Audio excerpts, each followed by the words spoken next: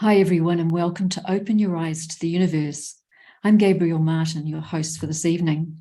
If you're joining our program for the first time, Open Your Eyes to the Universe is a series of contemporary talks and conversations, open-eyed meditations, and interviews with people who inspire and uplift others by sharing their wisdom, their insights, and their experiences to co-create a better world.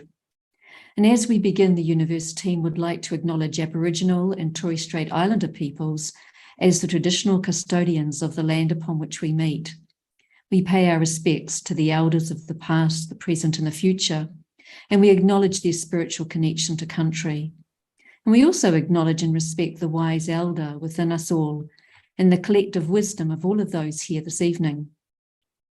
Last month on Youniverse, we were in the company of professional dancer Associate Professor Jamie Redfern, based in Brisbane, Australia, and dance and fitness instructor Judy Rich from Calgary in Canada. And their conversation was on movement and meditation. They were exploring the connection between the inner world and the process of dance and movement. They shared the interplay between themselves within the emotional landscape and the physical and the body-soul connection as they've experienced it in their careers in the world of dance. And you can check that episode out if you missed it, and Jan will put the link in the chat box for you. Well, here we are now, and we're nearly at the end of October, and I'm mindful that we are days away from COP27, the Climate Change Conference. It starts on the 6th of November, and it concludes on the 8th of November, the 18th of November in Egypt. And we've been reflecting on what does it really take to care for our Earth, and what's the connection between my consciousness and our global environment.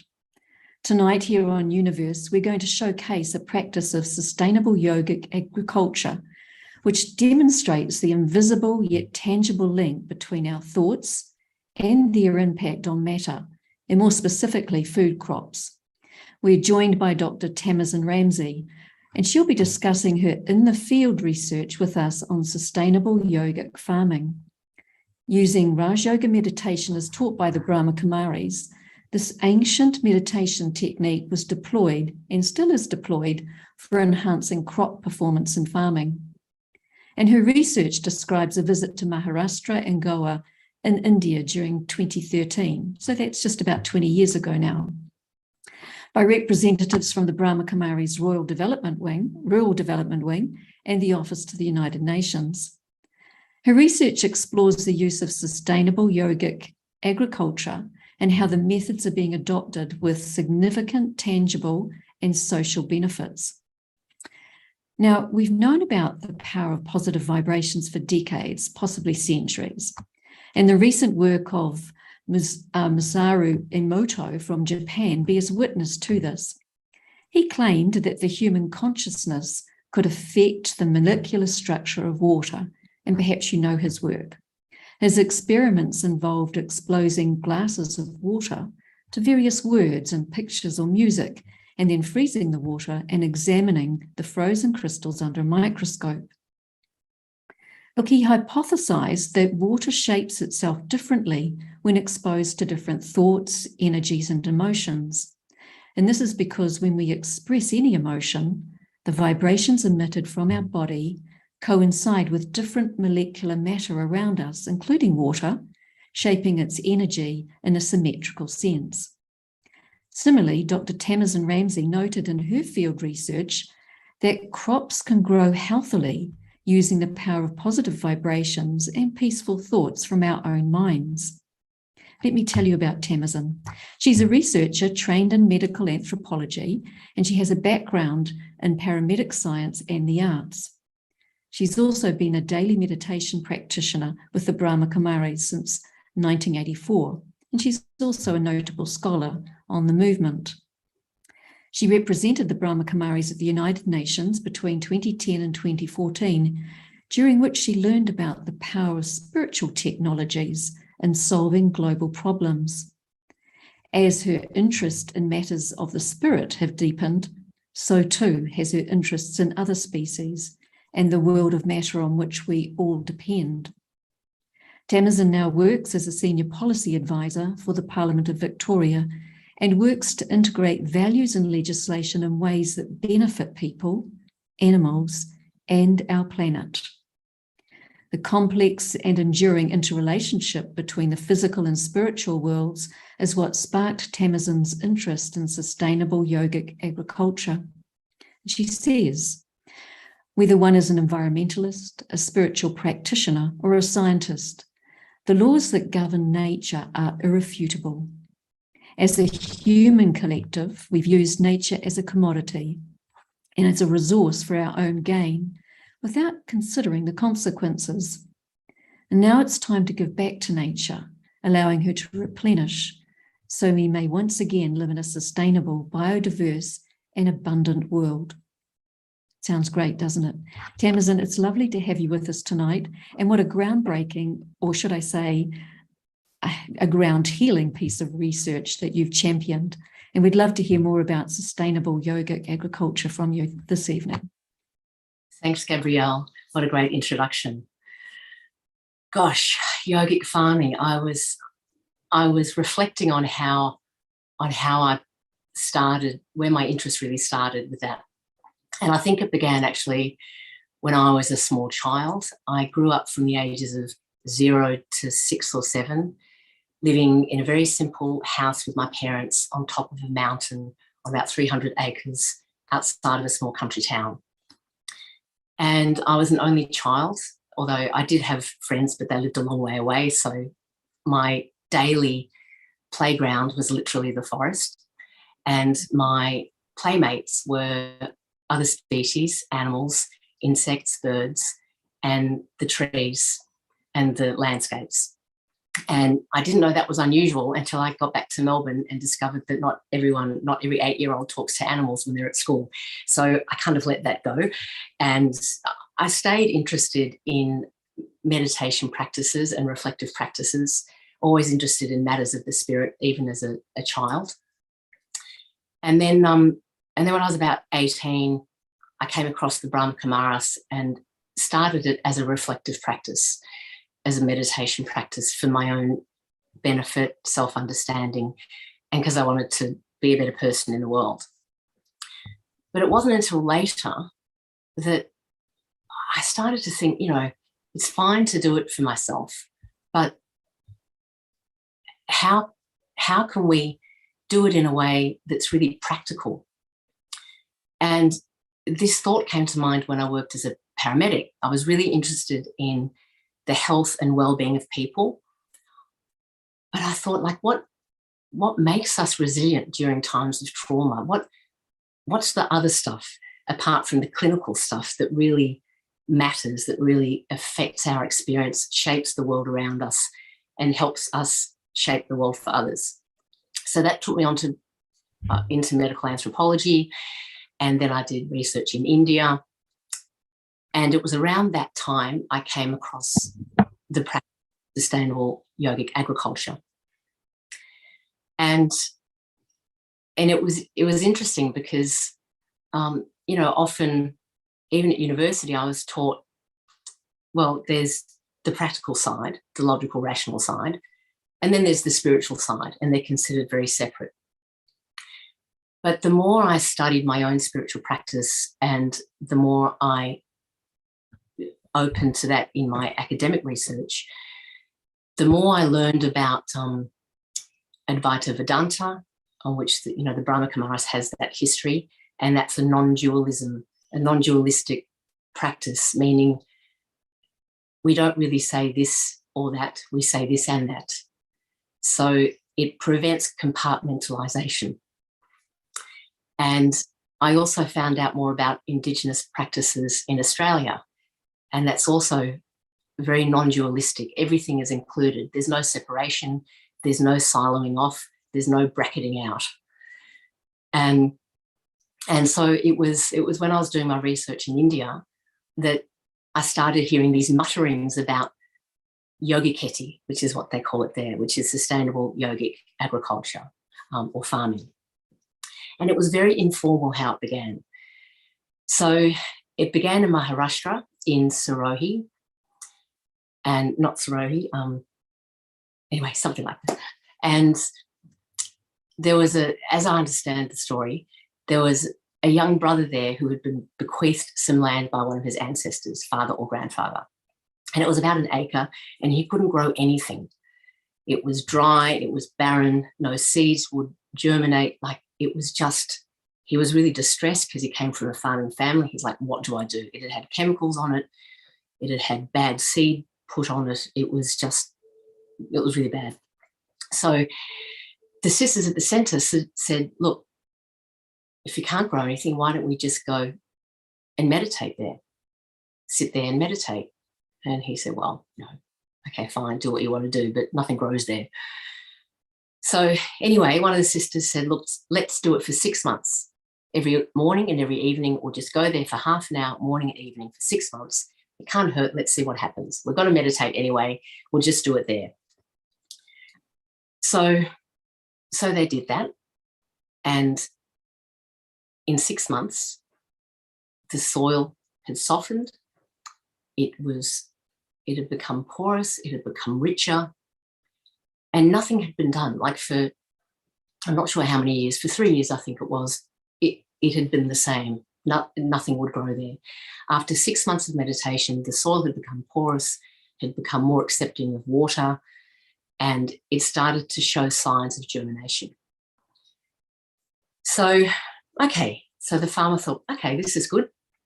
And he set about planting his seed, and it was okay, but it was not really flourishing.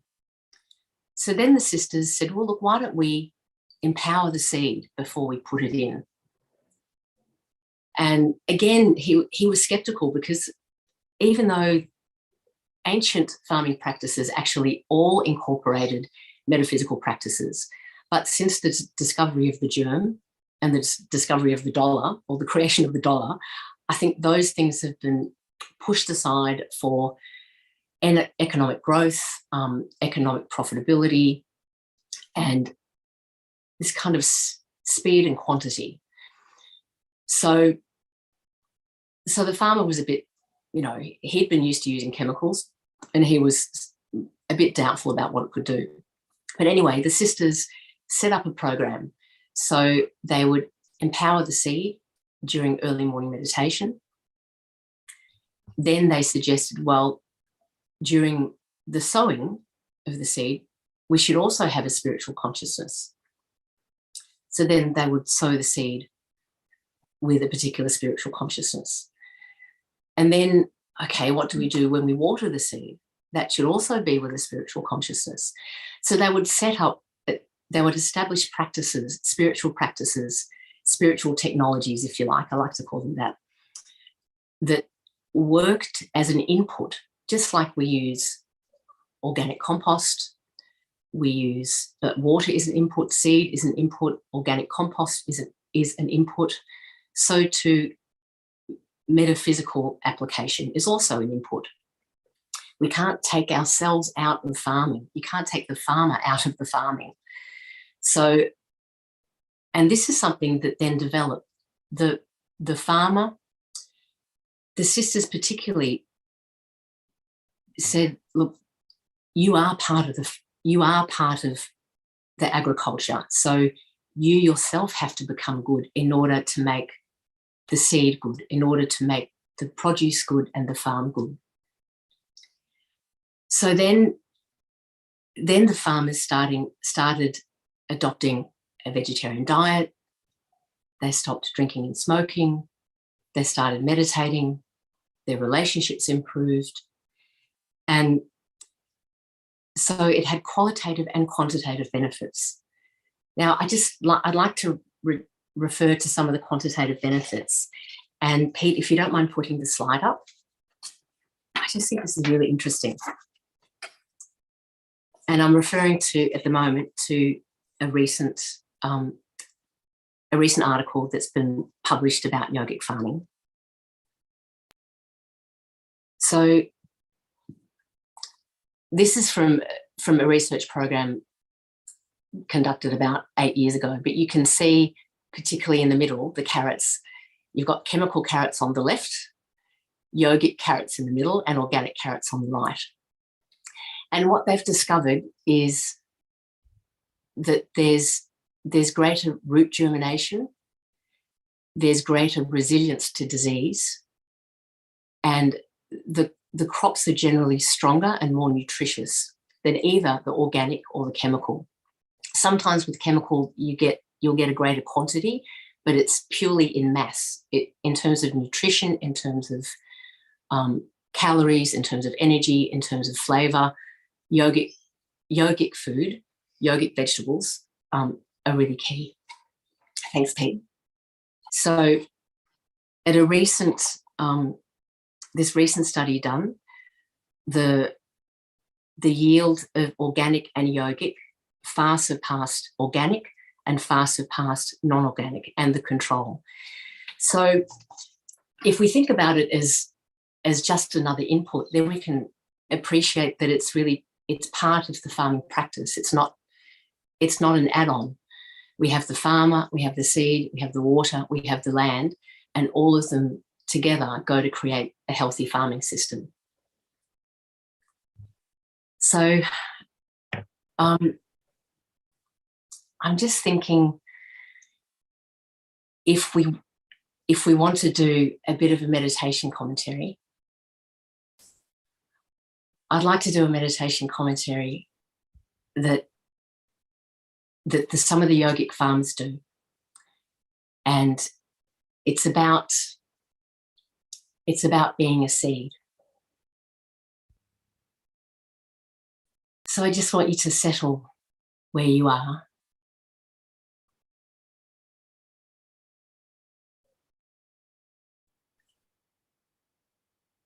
And just bring your attention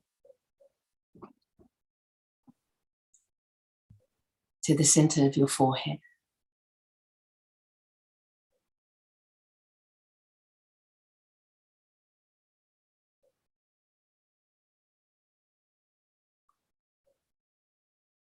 Just imagine that you are there, you, the soul, the living being, as a living seed.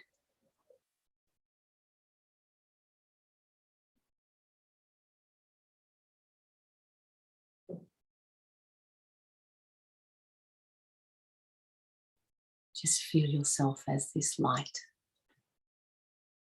this seed, this tiny, silent seed of light.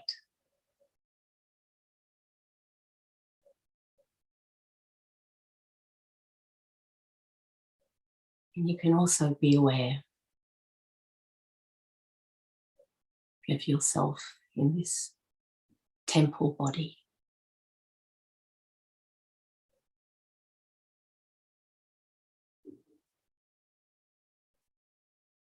This temple body made of earth, water, fire, air.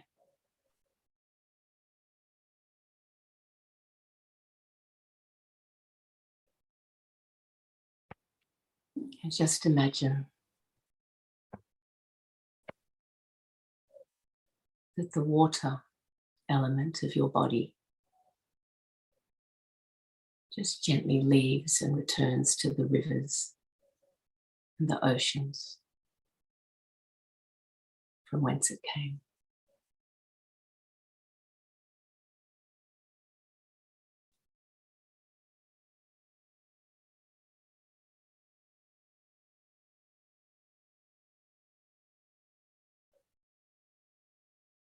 Just imagine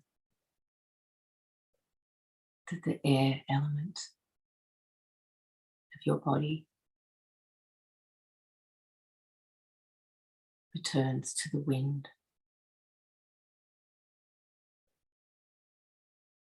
from whence it came.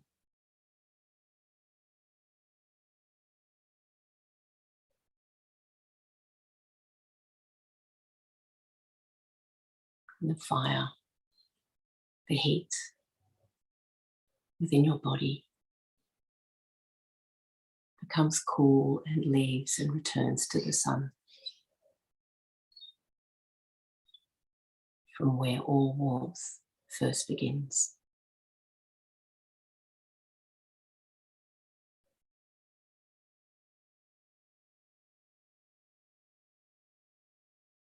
And the earth,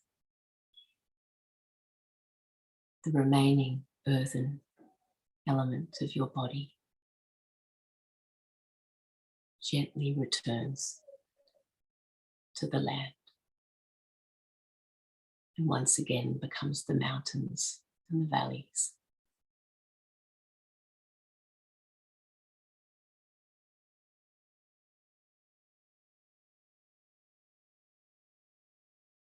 And so here we are, suspended,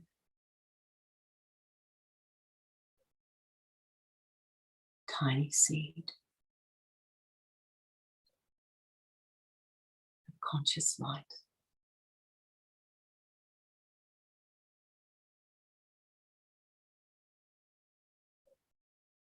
And gently we descend to the earth.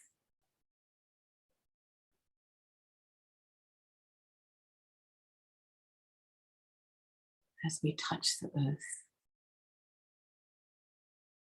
as I, the seed of light, touch the earth, I gently sink within that earth. And I go about a couple of centimeters down into the earth.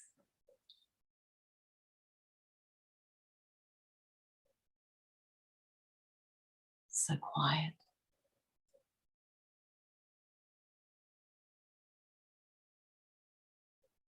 So still.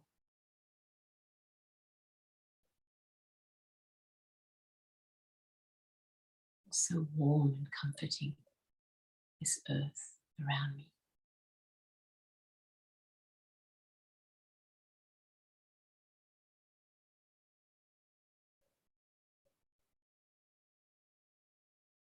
And as I rest here, I start to feel this gentle rain upon me. This gentle trickling of rain.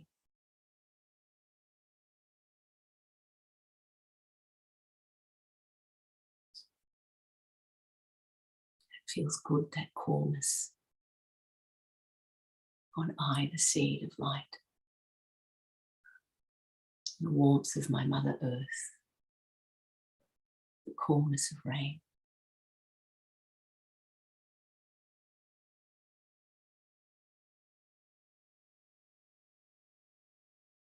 And I feel this warmth coming from above. Oh, makes me feel bright. My mind brightens. I feel full of possibility.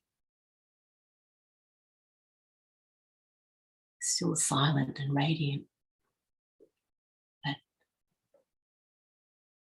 I feel the urge to explore this gentle calling to rise.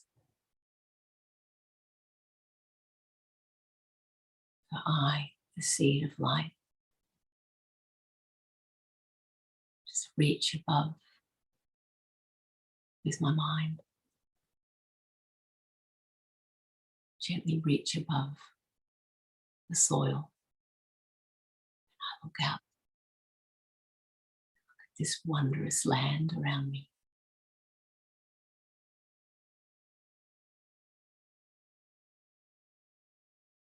My mind, in the form of a little green shoot, rises above the land. I can feel the wind.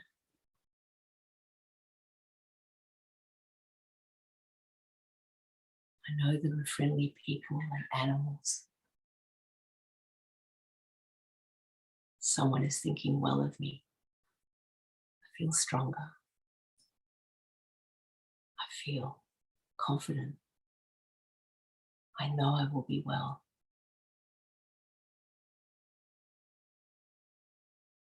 feel vibrations of love and of power. I put my roots of light into the soil and I start growing strong and straight.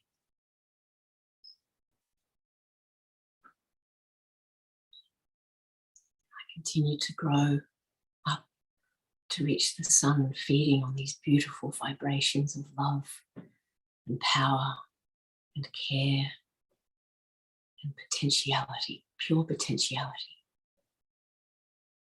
I know I will reach my full potential.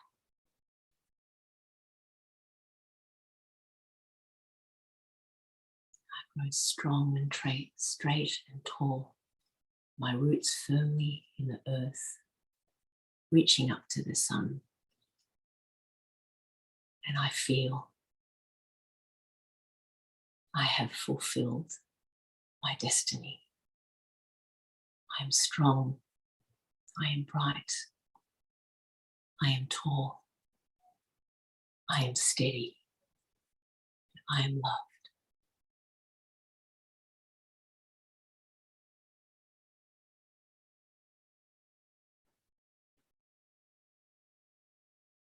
Om Shanti.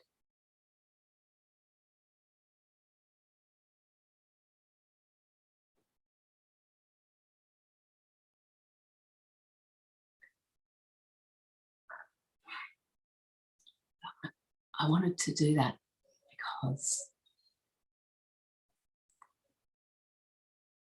it's a different way of thinking.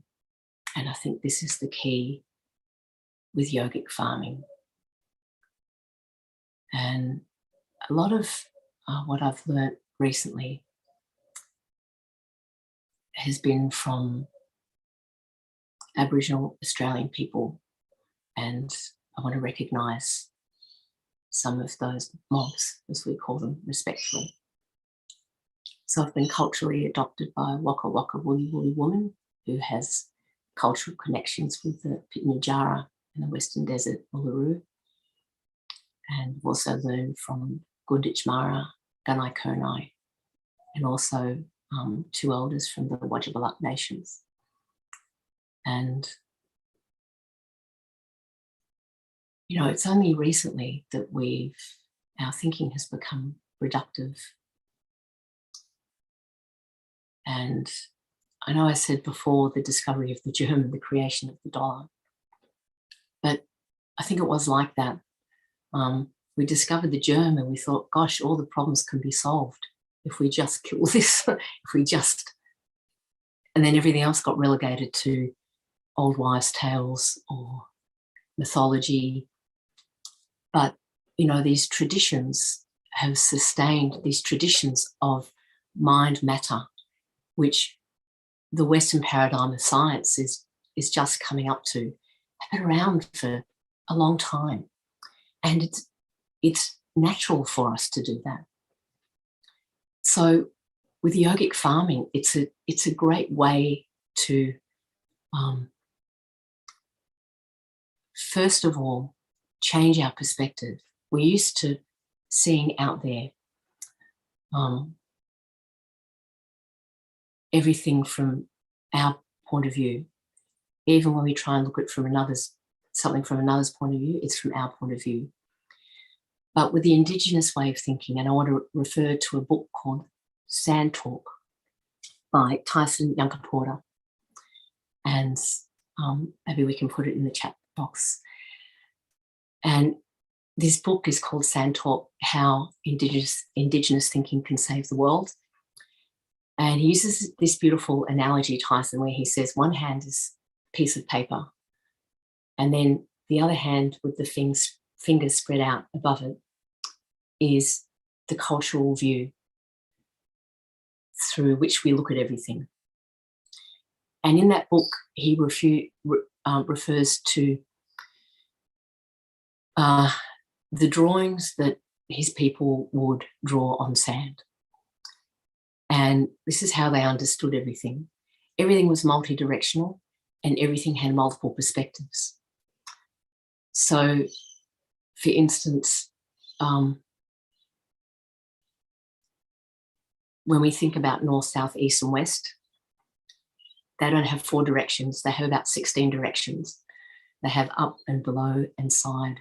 And if you want to know what it means, if you want to know what it means to see someone from something from someone else's point of view, you have to become that someone. So this is why I wanted to do the meditation of becoming the seed and receiving that positive energy. Because in non-dualism, it's not that on one hand, everything is connected, but that doesn't mean that everything is the same. It's not that we lose our individuality, but what we do to another, we do to ourselves. So what we do to the seed, we're the first beneficiaries of that. So these farmers, sustainable yogic agricultural farmers, okay, they're empowering the seed, but the first one to receive the power is themselves. So they're the first ones to benefit. And also, if we imagine ourselves as the recipient, if we imagine ourselves as the seed receiving those vibrations, then I think it gives us a feeling or a flavour of what yogic farming is. Because we can understand it with the intellect, but it's a heart-based practice. So if we look only for the intellectual, then we miss out on the non-verbal. Again, in Aboriginal Australian traditions and many other traditions, we've all got our own earth traditions, actually. It's just we talk about Aboriginal Australia because it's more recent. We can see it and know it more recently. A lot of the Didiri is deep listening, a Pitjantjatjara word, I believe, meaning deep listening. There's a lot of being still, watching,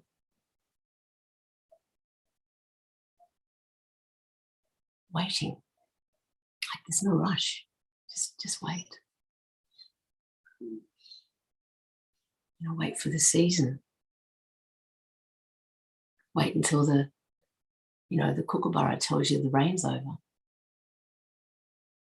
Like there's always something that will tell you. We live in a multi-species world, a multi-element world. And this is the practice of yogic farming. And I might outline the practice, unless, Gabrielle, you have some thoughts or questions or something like that. I thought I'd kind of outline what people can do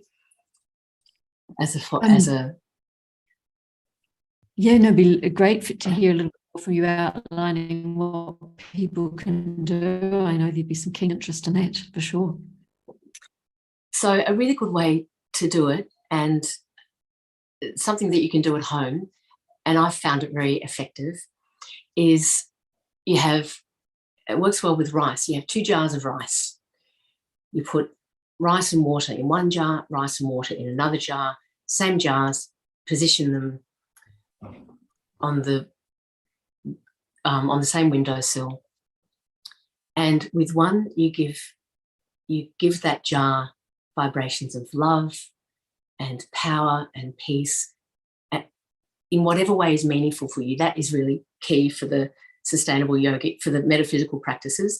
It needs to be meaningful for the practitioner. So it should be meaningful for you. And the other one, you just leave. You don't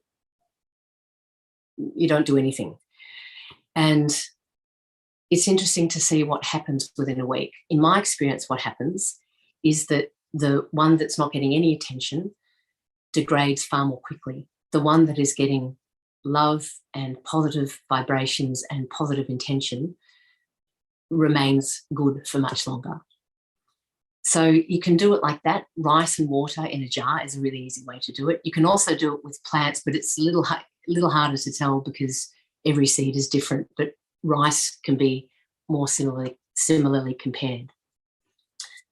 So that's just something that you can do, and it's quite affirming, because when you do that practice and see the effects of it, then we realise the power that we have as practitioners of spiritual technology. It's all Wi-Fi, we have no doubt that Wi-Fi works, although sometimes our Wi-Fi doesn't work, but, that's all information flying through the air as well. So, it's spiritual Wi-Fi. It's what it is. It's information going from one non-physical vibration and traveling or manifesting elsewhere as that vibration and having an effect. It's such a great practice. There's a little bit that's on that track. Maybe I could just pitch it now. It's saying, would that be okay? Yes, definitely. It's saying, I understand how meditation helped grow healthy crops in the fields in India. The farmers were actually in the fields with their crops. Could we influence the crops in India with meditation if we live in another country? So I guess Definitely. it's talking about how powerful is our practice of positive vibration, yeah? Look, I don't think it's distance-based. There's a lot of evidence that remote vibrations work just as much as when you're close proximity. And so, yes, I mean, it's great to be in the field because then there's the full context. But if you're not in the field, you can imagine you're in the field. Just like, with sports psychologists, they get people to imagine they're shooting baskets and with basketball, and the body experiences that they're actually there throwing baskets or whatever it is. There's, I'm sure, a more technical way to explain it, but there's good evidence that that kind of that remote meditation has an effect. Wow, we could try it.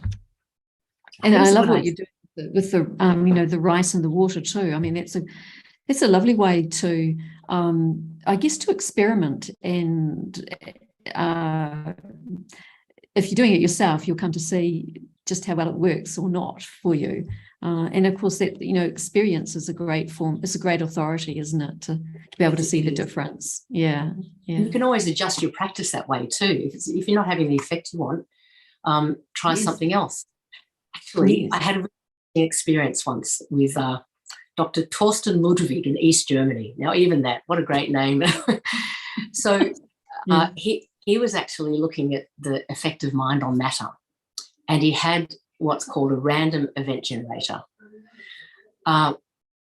So what that is a machine that you project your thoughts to, and the idea is to affect the line.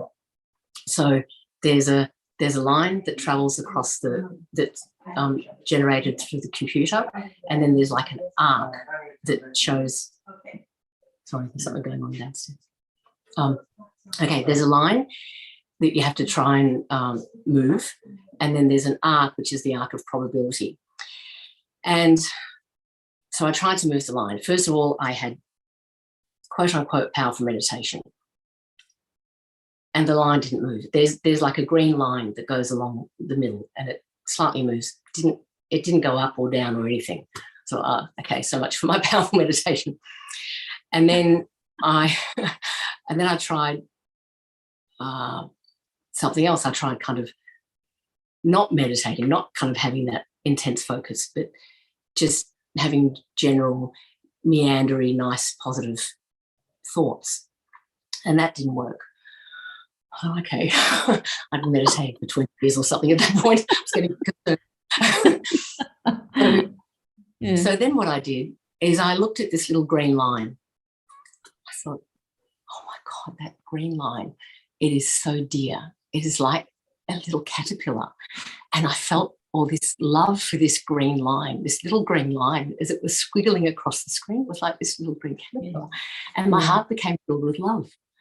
And instantly, all these lights started going off, and the random event generator started making noises, and this line went outside the realm of probability. Wow. So I'd influenced, but it was a state of love that did it. Wow, look at that. And very direct, wasn't it? It wasn't abstract love, it was direct, like this is a little caterpillar, and it was very much on that, very focused. Yeah. Yes. When we're immersed in a state rather than thinking thoughts which, you know, I mean, in meditation we do all kinds of things, and sometimes it's good to, you know, have full concentration and, you know, we do a variety of practices, but it's this being immersed in moments of love, consecutive moments of love, is what made the line move. That had such a profound effect on me and how I meditate and how I understand sustainable yogic agriculture as well. Yeah. I love the way it's so specific too. And you talked about the, you know, the social benefits. Can you elaborate on that? You did mention about the impact that it had on the farmer herself or himself. I'm not sure. The farmer. What about those around, or what other kind of social impacts? Because I understood at one point there was a high rate of suicide amongst the farmers in India because they were the seed they were given, they weren't able, they could only use it one season, they couldn't do much with it thereafter, and so on. And we were seeing a spike in suicide rates. Can you just talk a little bit about the impact of these the sustainable yogic farming and some of the social benefits from that post 2013? Yes. Yeah, it was interesting. When I spoke to farmers, mostly what the female farmers talked about, because there were men and women both, they were the ones that tended to notice the difference, whether they were female farmers or the wives of male farmers. They were the ones that noticed that their mood was different, because in order to do the farming, the sustainable yogic farming, the farmer has to become a meditation practitioner and also has to adopt certain practices in order to have the mental acuity, I guess, or the heart acuity maybe, to have an effect on the crops. It was changing relationships within the home.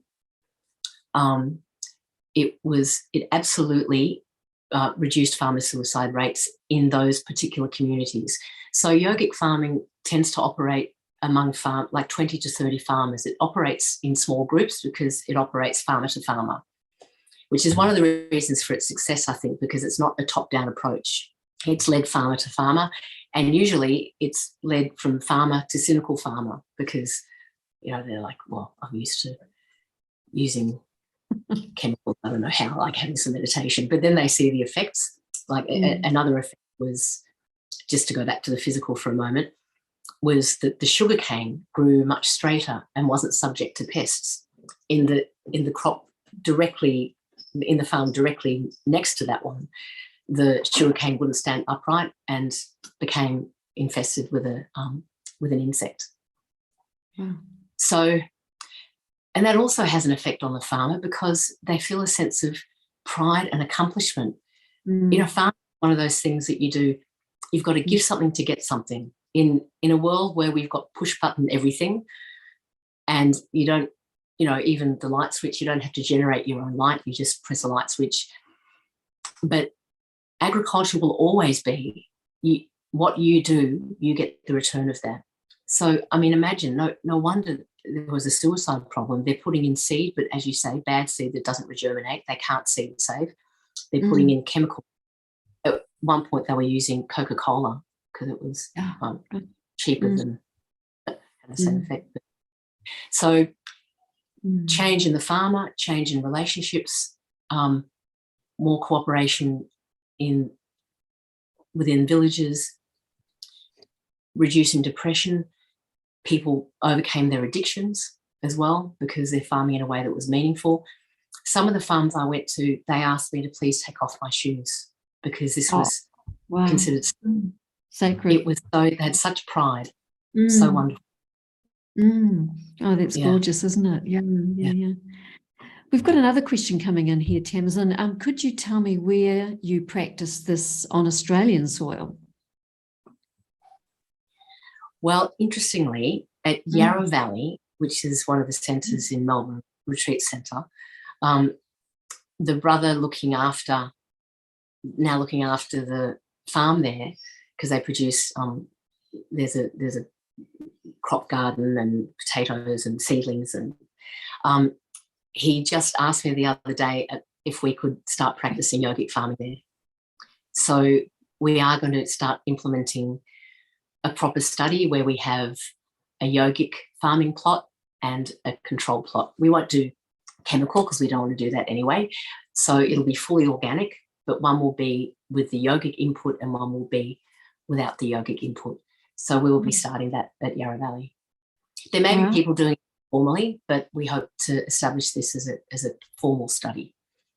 And of course, I mean, Australians can start it whenever they like, can't they? Like, if you're really interested in it, just by listening to this, you can get to understand what the essentials are and begin it yourself. Indeed.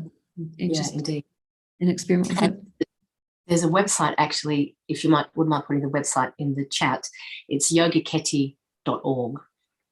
And I think it's an Indian-based website, but it's in English, and it has all the documentation, all the studies, all the practices. It's a very good resource if you want to begin somewhere. And I think there's quite a bit now online about it as it grows. And, to have 2 peer-reviewed studies now is excellent. And I think people are ready for it, because every industry has to change what they're doing and how they're doing what they're doing.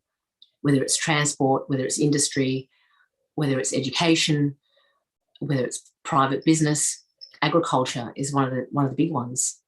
And this is a great way to empower communities, to enrich people, to change people's to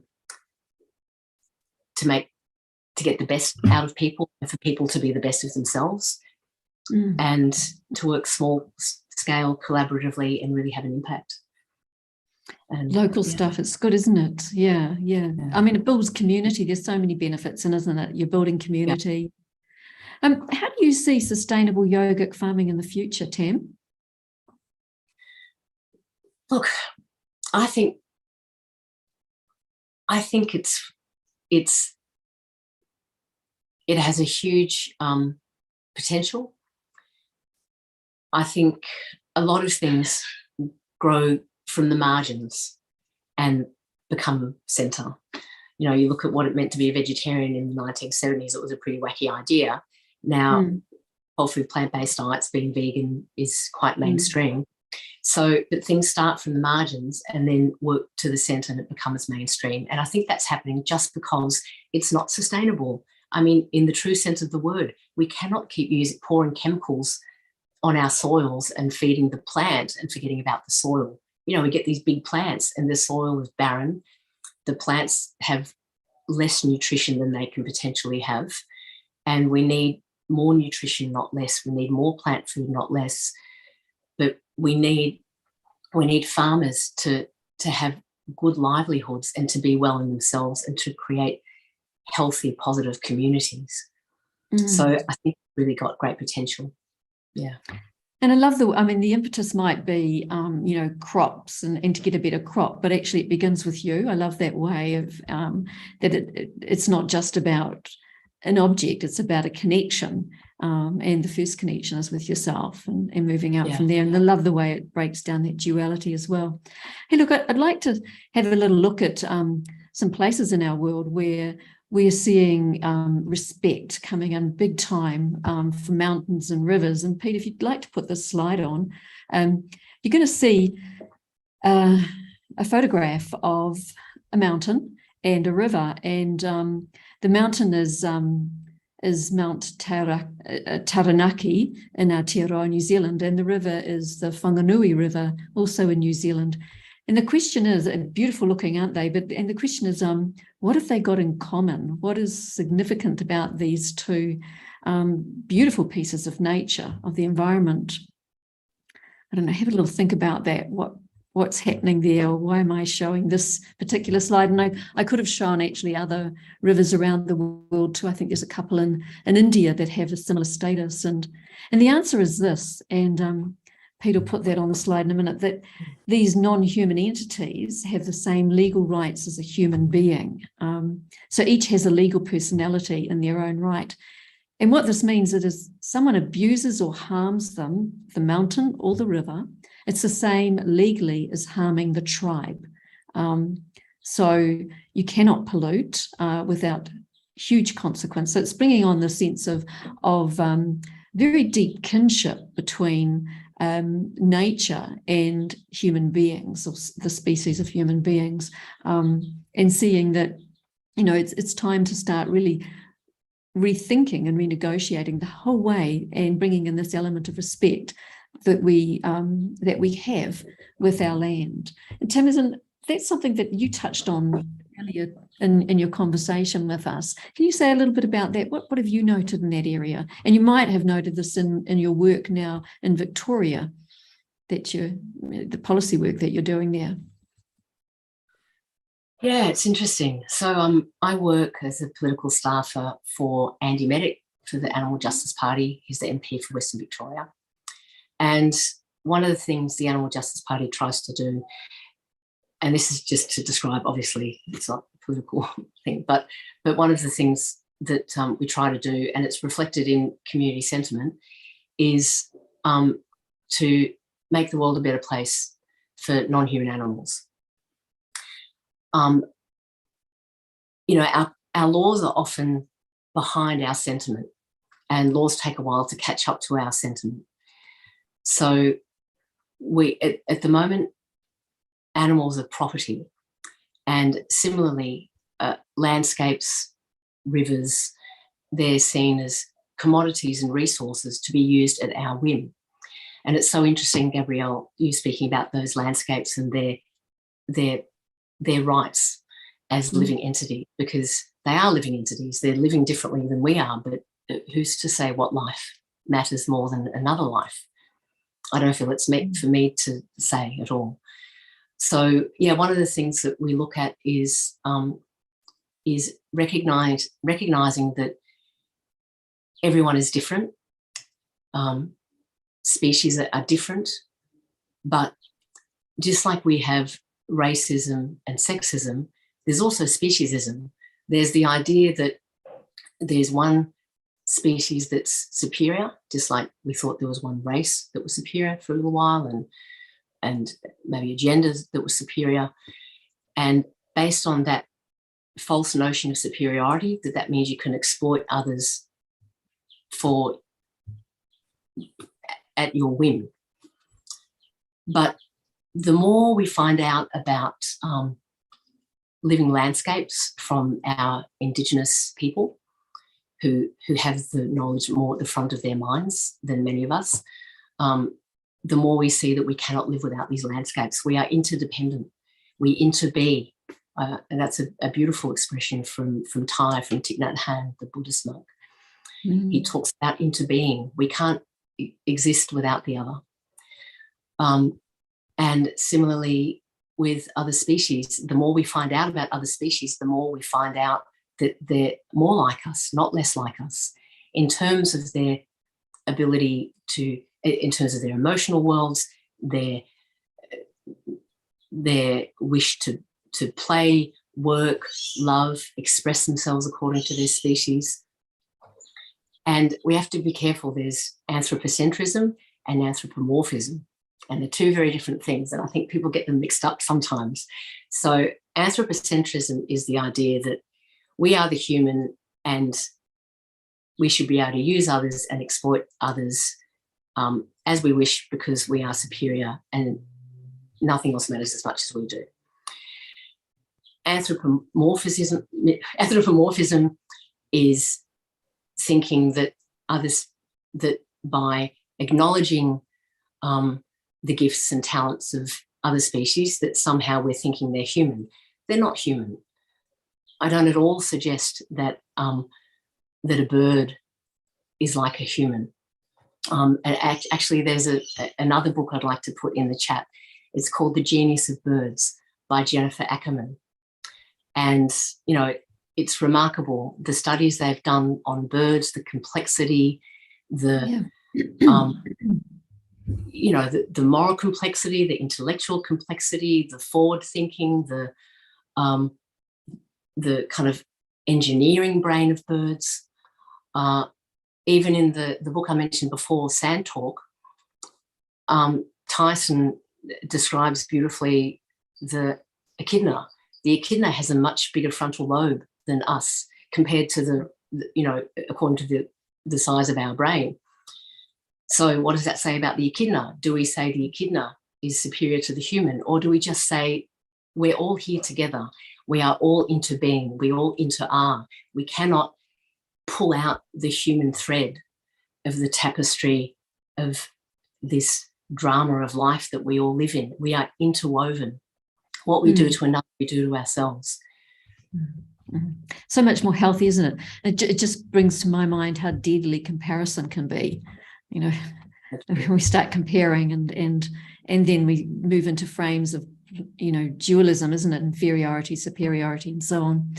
Look, I'm going to push pause there for a minute and show a short video. It's called Want to Save the Planet, because it's quite timely to show this, and let's check in after the video. It's a short one, and continue our conversation, having absorbed some of the key messaging in this little short video. Want to Save the Planet.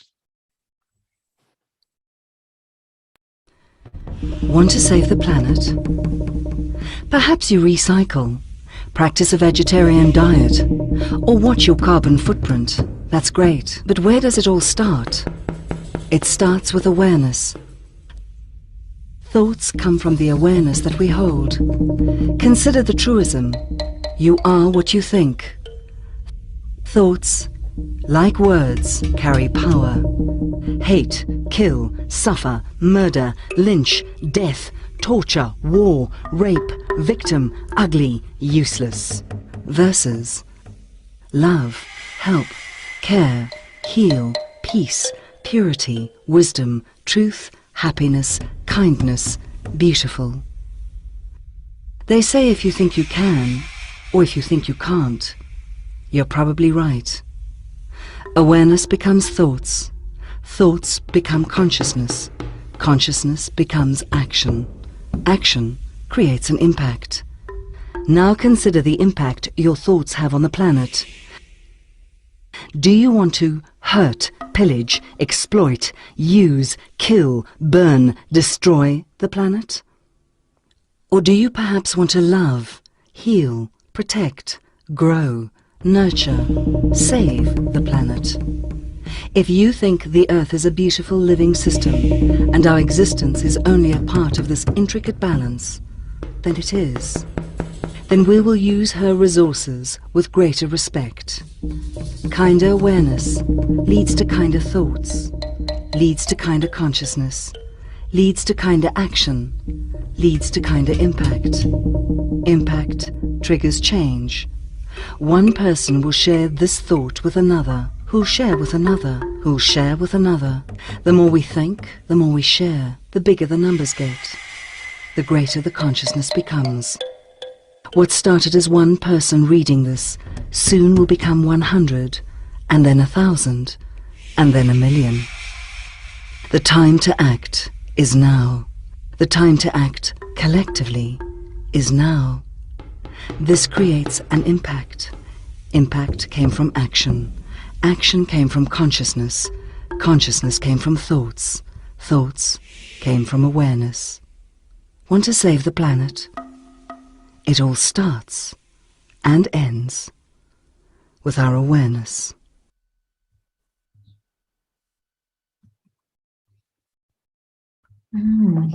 I'm sort of thinking of that video, that short, the key messaging in that video, and what you've been doing in sustainable yogic agriculture, that connection between consciousness in the context of sustainable yogic agriculture. It makes it very explicit, doesn't it, Tamasin? What were you thinking about that? Yeah, it just makes me think, you know, we underestimate the power and the capacity of who we are as one being. There's so much, there's the idea, I'm just one person, what can I do? But again, it goes back to that interbeing. We're never alone. We interact with ourselves, but we interact with each other all the time, whether it's on the phone or in work, and we influence each other. We pick up ideas from each other. We're receptive to vibrations from each other.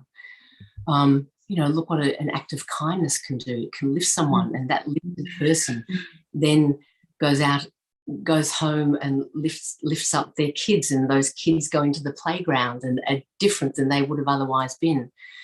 And, there's only one of each of us. There's no other Gabrielle. There is no other Tamasin. It's like we're it. That is it. So we are precious beyond belief, all of us. We are, each of us, precious beyond belief.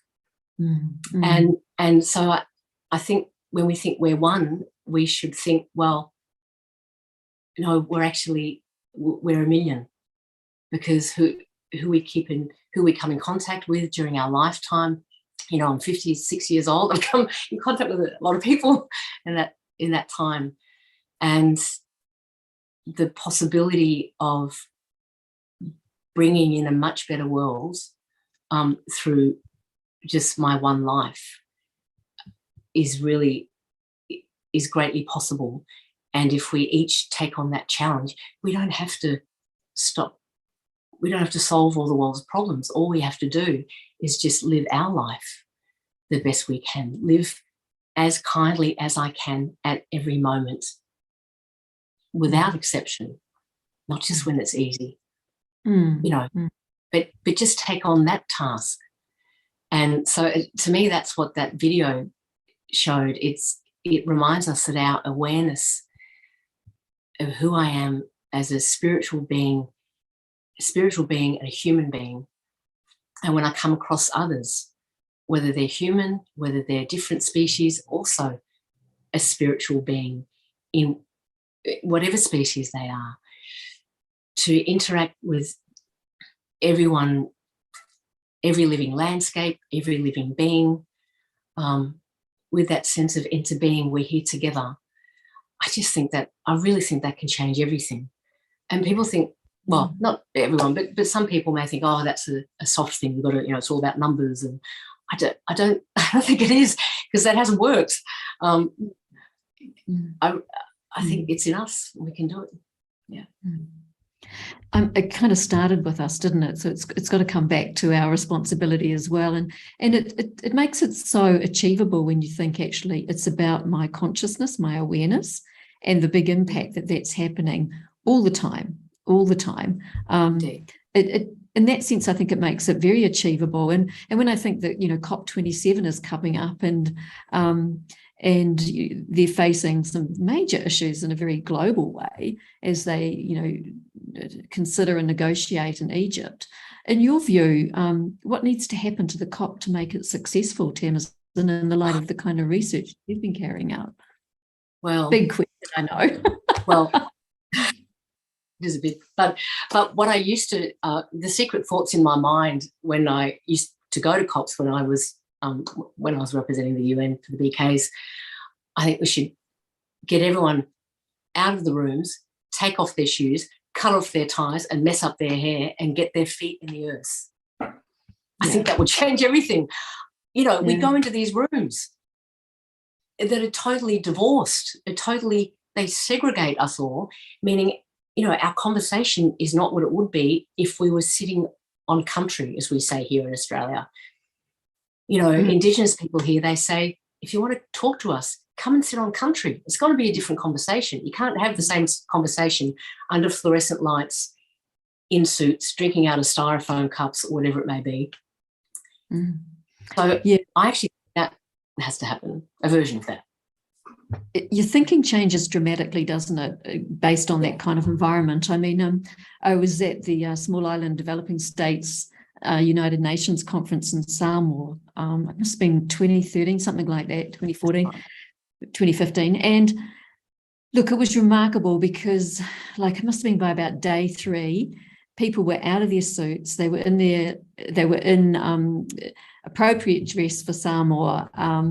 And what a change in the conversation. And the fact that they had to go from the airport, and they weren't in limousines or even, they had to drive through the standard road in Samoa, through many villages, and all the villages were out showing their particular speciality. And it was so much heart in it. And it was interesting because when we were talking and doing workshops on these sorts of things, it made the front page of news, and the World Bank was on page 10 because they totally understood that, you know, this whole aspect of, you know, of bringing in the heart into the conversation. And it was notable by the end of it how much people had moved just by being in a very different environment from, you know, the closed room, the large city environment, but coming back into nature where we need to be if we actually want to really contribute to changing our planet for the better. Yeah, it was quite remarkable. Another question coming through here, Tamasin, is there a role for the divine in creating a sustainable future? What do you think about that? Yeah, look, I think so. What I've learnt from some Aboriginal Australian people is that there's many more than the 5 elements. They talk about 14 elements, and the first element is the creator. And then there's sun, see if I can remember them, sun, moon, earth, rain, lightning, wind, tree, air animal, land animal, water animal, divine masculine, divine feminine, and child. So these are all the elements we talk about. We've got the 5 in a kind of Western paradigm, which leaves out most. But the first one is the creator, and then even the child element brings it back full circle because the child is the creator of the future. So I think most people have a sense of a creative energy, whether we see that one through a philosophical lens or a religious lens or an earth-based lens. Whatever lens is meaningful for us, it's just, you know, I sometimes think of it like a diamond. You've got different facets of the diamond, but the diamond is one thing, but we view it through, maybe it's like Tyson said again, you know, you view it, you've got the paper and you view it through a different cultural, religious, historical, philosophical lens. Whatever's meaningful, you know, we're also different. How do we even compare at all? One of us to another one of us. We have to connect with the creative energy, that creative spirit, in a way that's meaningful for us. And for me, I believe the creative spirit is also light, is also a seed of light, is fully adorned with all powers and gifts and beauty, and it is the ocean of love. And that love is available to us at a moment. And by re-establishing that relationship, we can heal whatever needs to be healed within, and we can heal whatever needs to be healed without, and we can bring about a better world. Yeah.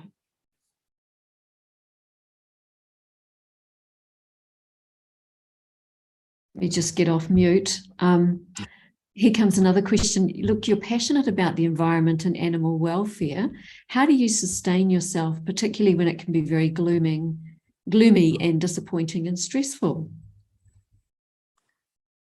Kangaroo hugs. Oh, yeah. Lovely. I'm fortunate to live some of the time in a place where there's a wildlife shelter, and we look after. Well, there's a woman there, Pam Turner, who looks after animals full-time, rescued wildlife. And it's nature and animals that help me deal with the difficulties faced by nature and animals, actually. And I don't see that as separate from my spiritual practice. I did for a long time. I saw my spiritual practice as separate from my body, as separate as like I had to go beyond. I don't feel that anymore. I feel like it's not this or that. Again, we go back to that. It's not here or beyond. It's here and beyond. It's the two together. I am here. I I'm in this earthen body. I can't, unless I die, the soul can't leave. I leave, that's what we call death. I'm integrated. I'm influenced by the body. I communicate through the body. And so, yeah, I mean, that's how I see it now. Yeah, so out with dualistic thinking. You know, get rid of the either or and in with the and. Yeah, I think so. That's it hasn't worked for us very well. We siphon things off. Even at the UN, when we were looking at the MDGs before we did the SDGs, one of the great criticisms was silo thinking. We looked at the MDGs as separate siloed goals, and it didn't work. So what do those acronyms mean for our audience? I'm sorry. Yeah, sure. The Millennium Development Goals, which were the goals we wanted to achieve at the year 2000, and then Sustainable Development Goals, which were, because we didn't achieve the MDGs, we thought we better get some SDGs and try them. But one of the critiques has been the compartmentalization, and that we have to look at things as a whole and integrate. Yeah. So good. Look, this whole aspect around living simply and living sustainably, what are some of the ways, in your view, that we could live more simply? Some really practical things that we could live more simply. I think the world has so much stuff in it. We don't have to buy retail. I mean, we don't need to buy anything. I mean, I think that really think before we buy something, because every thing has a story. We see it in the shop, we buy it, but it all comes from nature, and there's a story about workers and factories and transport, and I also think, I mean, I have to advocate for a plant-based diet, because an animal-based diet is destructive. I mean, apart from the impact on other beings, when you think of the breeding, the rearing, the watering, the insemination, the antibiotics, then the housing, and then the slaughtering and dismembering and packaging and transporting, it's hugely resource intensive, hugely, much more than eating plants directly. Most of the crops we have go to feed animals who go through that process before they're killed and end up in our supermarkets. So I think that is also, essentially a vegan diet is a peasant diet. It's village food. You eat what you grow. It's essentially that. And I mean, another way is, I mean, it's those simple things. It's reusing things. It's composting. It's, I mean, it sounds silly to say using, not getting another bag. We just have to say no. People will give us a bag and we take it, but we just have to say no, because in place of the one we've taken, another one will be made. Like, we're part of a continuum, and that interbeing attitude, I think, really, when we feel we're part of a collective, then our role in the collective, in my experience, we become much more cognizant of, and then we know the impact we're having. Otherwise, if it's just me, myself, and I, we don't really think about it. But that attitude changes through a change in awareness and through practices like yogic farming, where we have the possibility of applying spiritual technologies into a practical kind of environmental activity, seeing the results, getting that confirmation of those results, changing as a result, and then becoming different, and then that changed awareness coming out again as a practitioner. Yeah, that's lovely. Look, thanks, Tamasin. I'm wondering if you could lead us into a second meditation, like wrapping all this up together and taking us on that journey so that we can feel empowered to live more simply. I'd be very happy to. Lovely. Thanks, Gabrielle.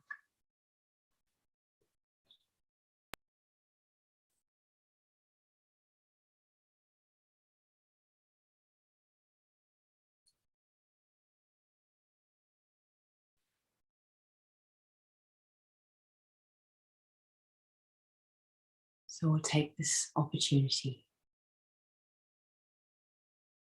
to touch on all the elements that give us this world in which we live.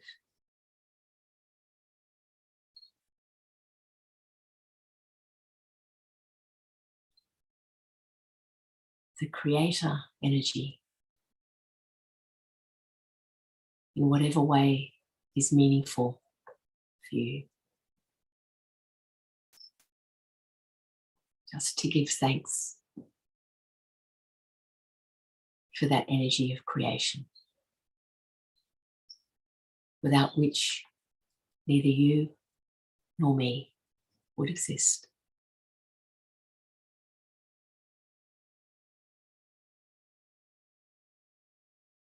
And as we are here, I, the soul, honour the elements of the sun, this element that provides warmth, growth, light, provides day, contrasting with night, and gives colour, shape and form to everything.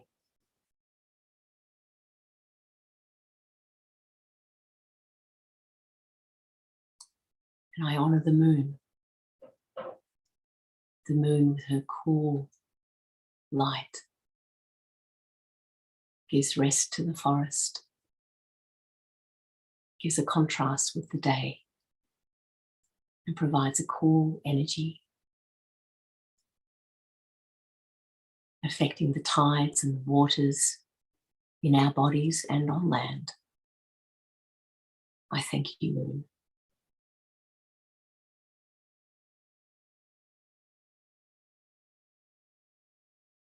And the earth upon which we stand, which gives support for our very lives, which is the home for all growing things. This earth that receives sun, water, seed, and it provides us with nutrition,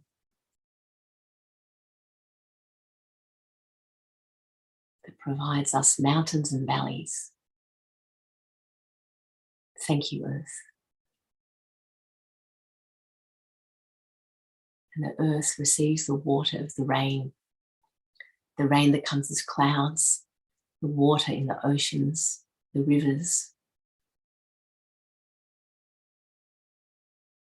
I, the soul, thank you, rain, for you exist also in my body.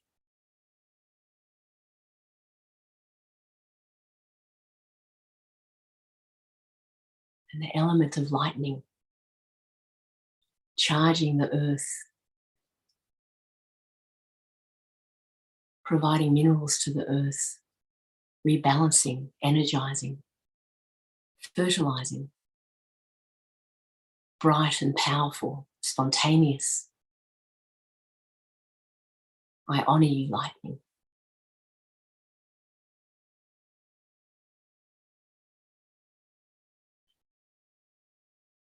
And the wind that cools everything down, that moves seed from one place to another place, that provides relief and calm. My dear wind, you give me my very breath which is life. I thank you greatly, wind. Thank you.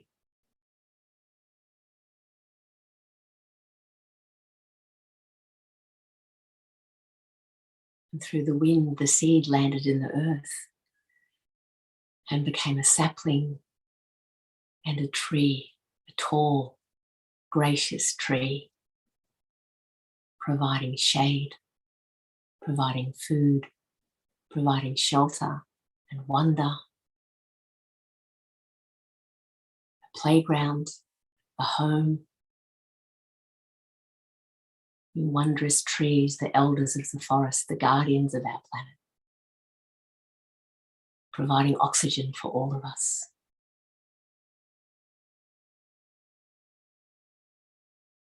I honour you, O great tree.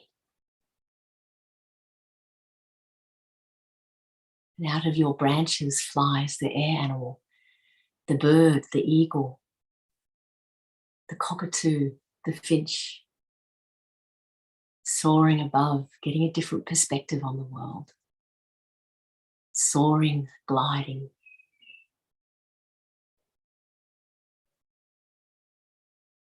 Feeling the wind beneath my wings, beneath your wings.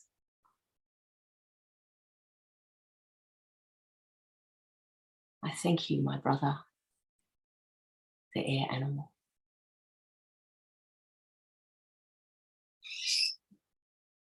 And then the land animal,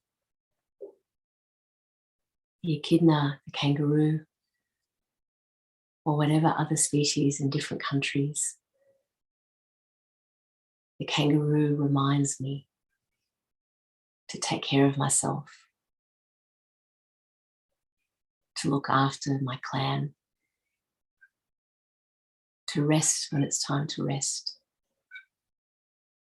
to play when it's time to play.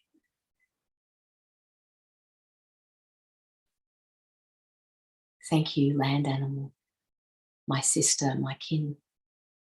I thank you.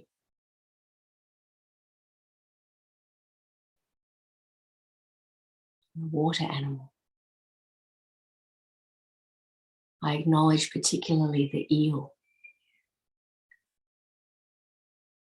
The eel, known for its cellular memory. The parents have their young, and then the young just know where to return. They know the place of their ancestors. Like the eel, we also have a connection to our own earth ancestry.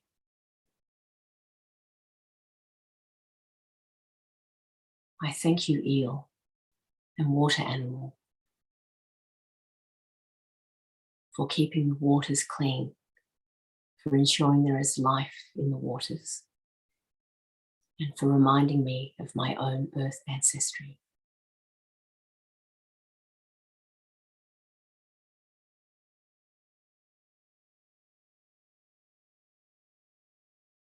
The divine masculine, the energy that provides and protects. Thank you. The divine feminine, the energy that nurtures, communicates, collaborates. I thank you. And finally, the new creator, the seed of life in the form of the child. I bow to you, O child, O future creator, forthcoming generation.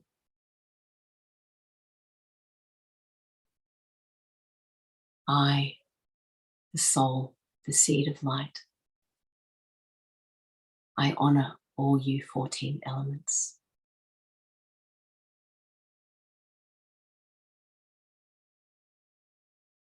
Om Shanti.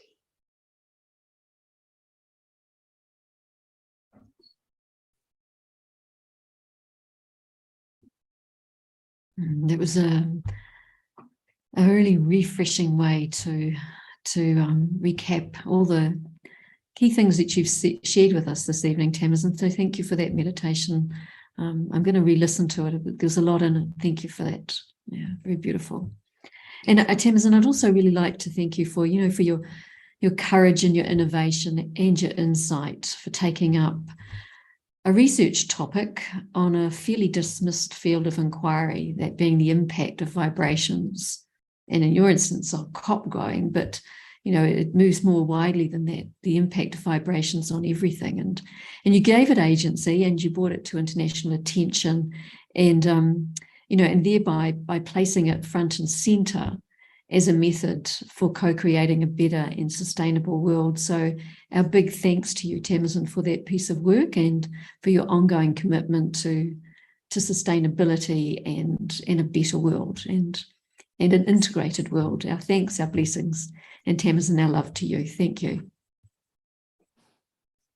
Thank you very much for being. It was great to be here tonight with you all. It really was. It was a joy. Thank you. Yeah, great having you with us, Tamasin. Thank you so much. And our viewers, you might like to browse our online bookshop, Eternity Inc., which has got a full range of books on self-empowerment and spirituality, always at not-for-profit prices. And be sure to check out the chat box. Tamasin's referred to 2 books at least that you might want to look at, and a website. So make note of that there in the chat. And if you'd like to subscribe to Open Your Eyes to the Universe to receive monthly updates, then please email us at special.events@au.brahmakumaris.org. And with the COP27 approaching, we invite you to send special good wishes, because we know the power of that, to our environment and all living creatures.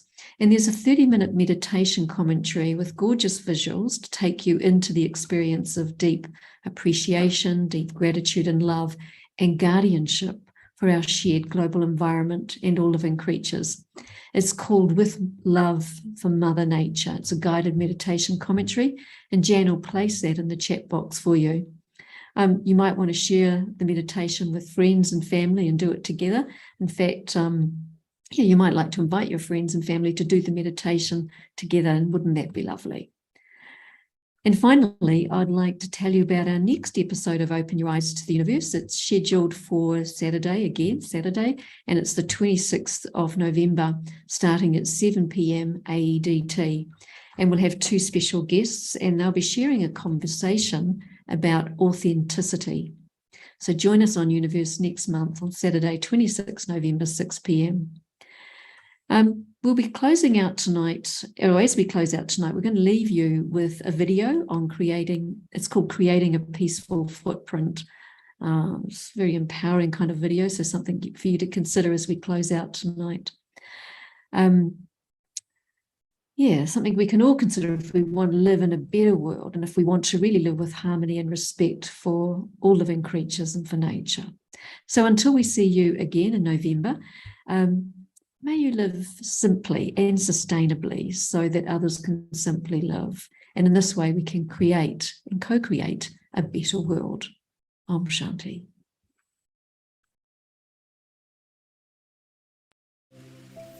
Want to create a better world? Want to live with security, belonging, peace, justice, understanding, and respect for all people, all living creatures, nature, and the environment?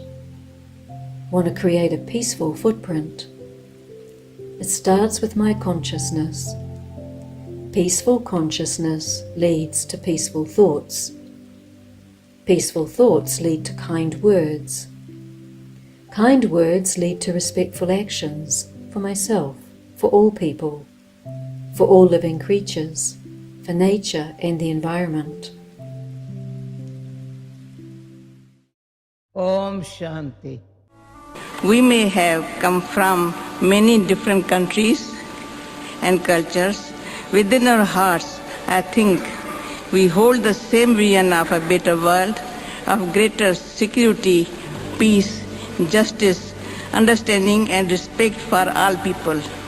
Houses can be built with the bricks, but it is what is in our hearts that builds a lovely home.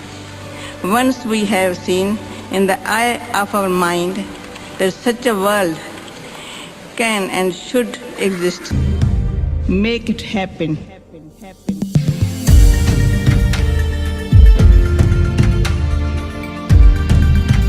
Make it happen. We can make it happen when I stop taking and consuming more than I need and start giving and receiving. When I stop reacting to others and start responding and serving. When I stop measuring and transacting and start collaborating and sharing.